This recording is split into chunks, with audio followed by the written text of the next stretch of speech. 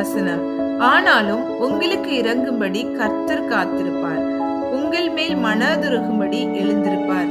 கர்த்தர் நீதி செய்கிற தேவன். அவருக்கு காத்திருக்கிற அனைவரும் பாக்கியவான்கள். இந்த வசனத்தை பார்த்தோம்னா, கர்த்தர் நமக்காக இரக்கம் பாராட்டுகிறவராய் காணப்படுகிறார் அப்படிங்கறத இந்த வசனம் ரொம்ப தெளிவாக சொல்லுது. அதாவது கர்த்தர் நமக்காக இறங்குவார்.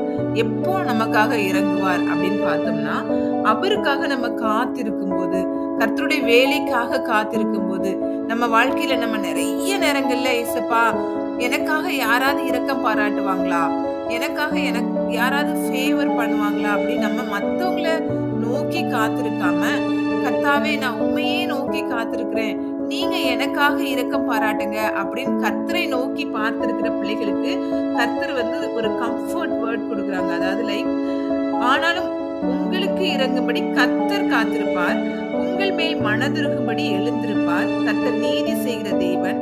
அவருக்கு காத்திருக்கிற அனைவரும் பாக்கியவான்கள். இந்த வசனத்தை பார்க்கும்போது நம்ம கர்த்தருக்காக காத்திருக்கும் போது, நான் எந்த ஒரு மனுஷனுக்காகவும் நம்ம காத்திருக்க தேவையில்லை. நம்ம ஃபேமிலியில உள்ளவங்களுக்காக இருக்கலாம், நம்ம ஃப்ரெண்ட்ஸா இருக்கலாம், நம்மளோட ரொம்ப க்ளோஸா இருக்கிறவங்களுக்காக இருக்கலாம். யாரோட ஃபேவருமே நமக்கு தேவையில்லை.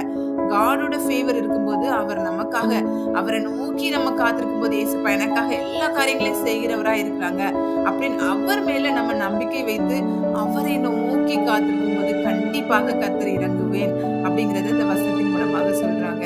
இந்த நேரத்திலயும் சரி, நம்ம நிறைய காரியங்களுக்காக கர்த்தரை நோக்கி பார்த்திருக்கலாம். ஏசப்பா நீங்க எனக்காக இந்த காரியங்களை செய்வீங்க அப்படி நம்ம அவரை நோக்கி பார்த்திருக்கும் போது கர்த்தர் இந்த வசனத்தின் மூலமாக நம்மளோடு பேசுறாங்க.